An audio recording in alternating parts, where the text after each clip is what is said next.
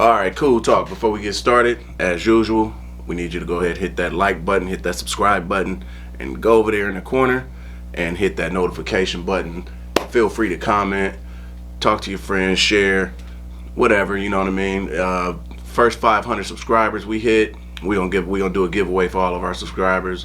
Every 500 after that, we're gonna keep on giving away free stuff. So, you know what I mean? Hit that button and let's roll.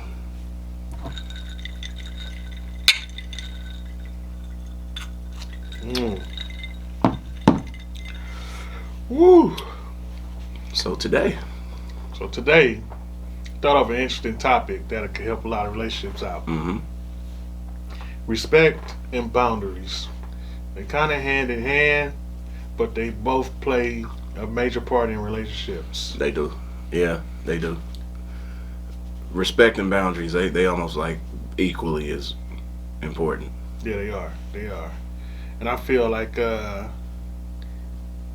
you kind of gotta set the tone at the beginning for both of them. Like you can't get too deep into your relationship, and then all of a sudden you realize, hey, there's no respect, or she's not respecting my boundaries. So the tone's got to be set at the beginning. Yeah. That's how. So you got to be like, you know, when as soon as your boundaries get crossed, you gotta check them. You gotta nip it in the bud. Especially if you feel a relationship is about to, go the distance. Yeah, if you like, oh man, I'm thinking I want this to be special. I want this to be long term, or I want this to equal, to end up in marriage or whatever. If you believe in marriage, yeah. Especially if you go into the let's just say y'all move in together. That's where the move in part, when y'all get to live and sharing spaces, it becomes really important then. Yeah.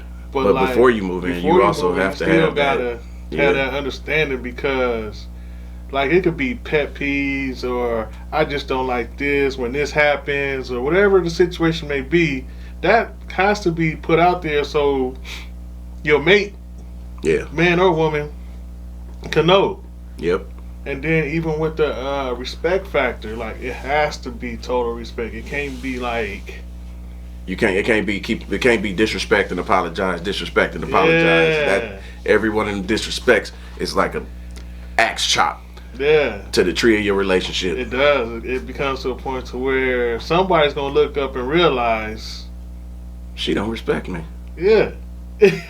We can't. She has no respect for me. Respect. What am I doing here? Yeah, like because it starts to pour into the boundary side where you say, I don't like when this happened because of you name a situation with me you don't.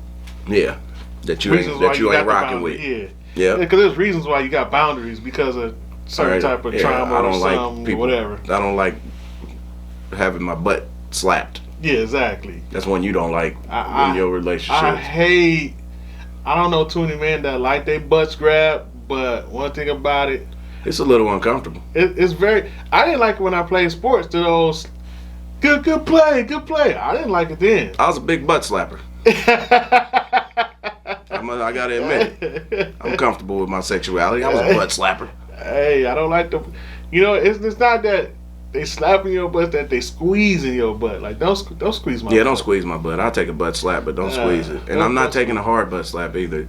And then there's I get that kind of boundary, like a physical boundary, and then verbal boundaries, like don't say this to me, don't talk to me this way, don't call me this. Yeah, and see some dudes we have a trigger word, like don't call me that, and then if a woman, you know what I'm saying, if you don't set that tone early, you let her get away with it for a month, and then you decide a month later into the relationship, or 3 months into the relationship, like, hey man, you gotta quit calling me that. Yeah, you created a slippery slope. Now you got a slope to dry up. And that's a hard slope to dry up. It's verbal disrespect, because verbal disrespect goes straight with boundary. That's where respect and boundaries go straight together. Like, yeah, exactly. She can't be calling you out your name. You can't be calling her out, even if it's funny at first, because as soon as y'all have y'all first argument, oh, that's flying. That's gonna fly, and it ain't funny no more.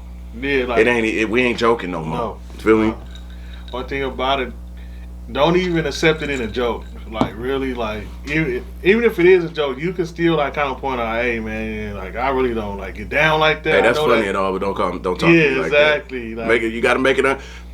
You're gonna have to make it uncomfortable because you gotta live with that little moment of that little uncomfortable moment, so that the rest of your relationship can go smooth in that aspect. You know what I mean? Exactly. And on both ends, on both ends, you gotta draw your boundaries. You don't draw your boundaries, you literally building a mountain to climb. A whole mountain. Not literally, like, but figuratively, whatever. Like it's just, it could be all bad. It could get all bad. It's gonna, if you don't draw boundaries, or if you don't draw boundaries at the beginning, you're gonna have to. You made your job harder, but it still got to be done. You gotta go dry up all the slippery slopes. You gotta break her skis in half. Yeah. No more skiing on no more speed racing down these slopes. But then that makes it hard. And it's unfair to your partner too, though. It is because they like, think they cool. You just waking up. It's been cool all this time. Yep. Why now? Like yep. that's like a sneak attack. Like yep. You woke up like I'm tired of this shit. Yeah. Like I didn't even know you was getting sleepy. Oh, you just tired of this? Exactly. No, that's why you gotta. That's exactly why you gotta draw them boundaries early. Like whatever something, even if it's something that just bothers you, because you gotta understand, in a relationship, you gonna spend a lot of hours together. What bothers you is gonna infuriate you one day. Yes, it is. So you gotta get that. You gotta just and if she and you know what I'm saying, like if you didn't do it early, you gotta do it. And then it's got to be she's got to be able to respond to it. Yeah, you can kind of like sneak it in. Like, say if you let time go by, right? I'm giving you a perfect example of how to like sneak it in over dinner or something in a nice, not attacking type tone or conversation. Like, you can just be like, man, I noticed something that I really don't, you know. It don't matter. I know it don't, but it sounds good. She gonna get pissed off. It don't matter. If you don't do it at the beginning, you're gonna have to fight about it. That's just it. You're gonna fight over it. If she's understanding in a good place, you gotta catch her like off. Like you gotta catch. Is she a he? Because that's the only way that she is gonna be understanding. Is if she was born a man. Because there's no easy way to come and tell a woman she been messing up. Like, all right. What about you? Look, this thing you've been doing, you constantly keep on calling me a punk. And then I tell you to stop and you laugh it off. And I'm really like, we got to draw the line. What about that when you be doing? It ain't nothing to do with it. She ain't have a problem with nothing you've been doing until you said that. So I mean, it's going to be a fight. There's no easy way to go to come into that and dry up that slope. Drying up slopes is a dirty job, man. Man, yeah, you got to put your hard hat on. That's why you just got to shut the mountain down when the relationship starts and say there is no skiing here, and here, and here. Early.